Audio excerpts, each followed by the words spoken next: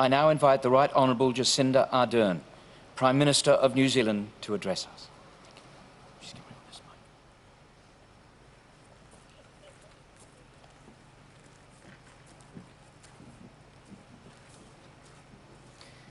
Tēnā koutou e ne māta waka, nai tua huriri, nai tahu whānui, tēnā koutou.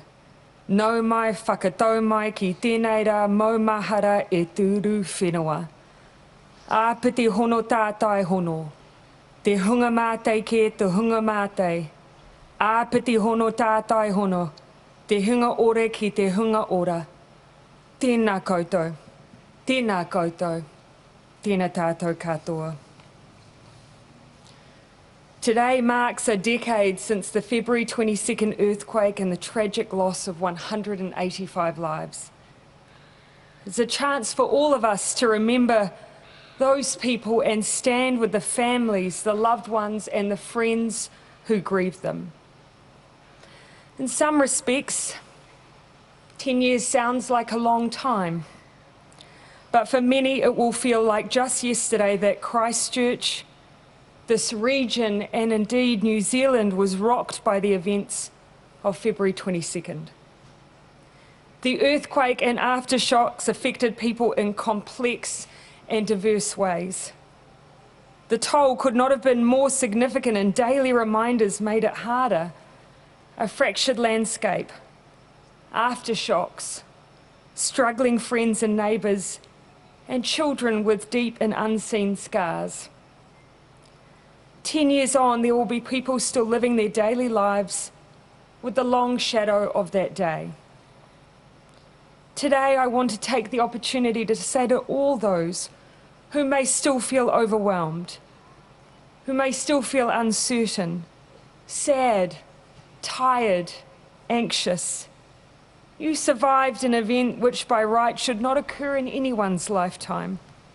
I hope you find the space to be kind to yourself, as you've no doubt been to others who you knew were carrying the same burden.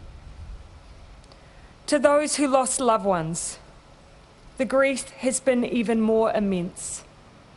Today we not only mark the loss of 185 lives, but we remember and we celebrate these people. The joy they gave, the memories made, the lives they lived. Haere, haere, haere atura.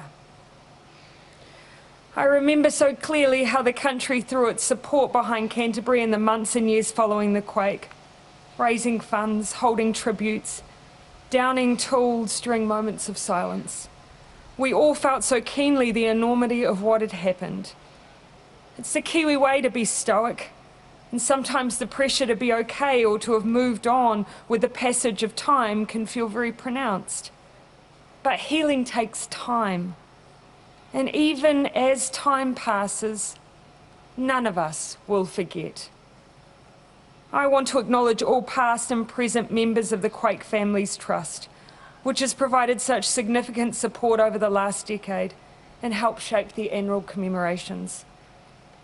I want to acknowledge all those who are part of relief efforts on or after February 22nd. Emergency service staff, the Christchurch Mayor and City Councillors, ministers, members of Parliament, international diplomats, family and friends. And I would like to acknowledge the children who lived through the earthquake and grew up in its aftermath. Some of these children will be teenagers now, or have left school and started jobs or university. In the past, we've called this the generation of the rebuild. But they are also a generation that will create a legacy. Here in Canterbury, you saw the impact of a natural disaster on children, and professionals across Canterbury, educationalists, mental health specialists, occupational therapists, social workers, all came together to design a program to support those children. You made an enormous difference, and now that program will be rolled out across New Zealand. Out of such a traumatic time for our children, I hope grows a comfort and support for all children and an entire generation to come. And finally, Today we remember the many people who died in the earthquake who were foreign nationals. The families of these may not have been able to be here today due to travel restrictions, but our flags fly at half-mast for them today too. It's been a hugely difficult decade for this city. At times I'm sure it's felt almost impossible. But as we look ahead to the coming decade, I see hope. I see energy and optimism. And I see Christchurch taking its rightful place amongst New Zealand's best and brightest cities. I'd like to finish today with a poem by Helen Lowe from Leaving the Red Zone, an anthology of earthquake poetry. The poem, titled The Sparrows, talks about how birds were absent in the city following the earthquake and the silence where birdsong used to be. Quote, "I threw old bread onto the island of grass in our own grey sea and waited and waited. And then finally, they came, their wings clouding the sun."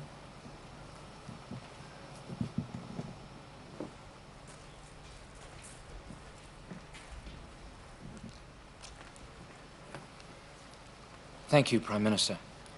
The New Zealand Army Band will now perform Hoki Hoki Tonu Mai.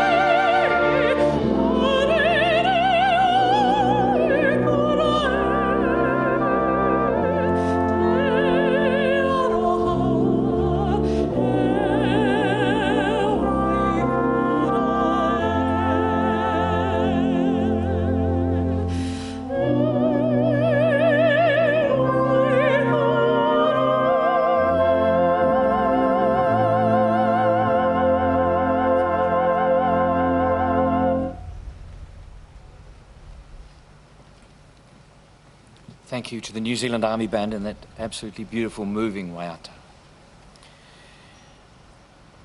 I would now like to invite Dr. Te Maritau Upoko Naitua Huriri for our closing mihi and blessing.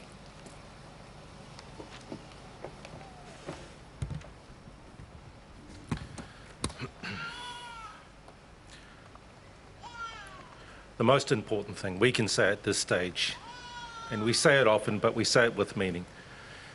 Kia tau te aroha no me te rangi Māria, kei rongi a tātou katoa. May peace be upon us, and may we go with the grace of God. Kia ora.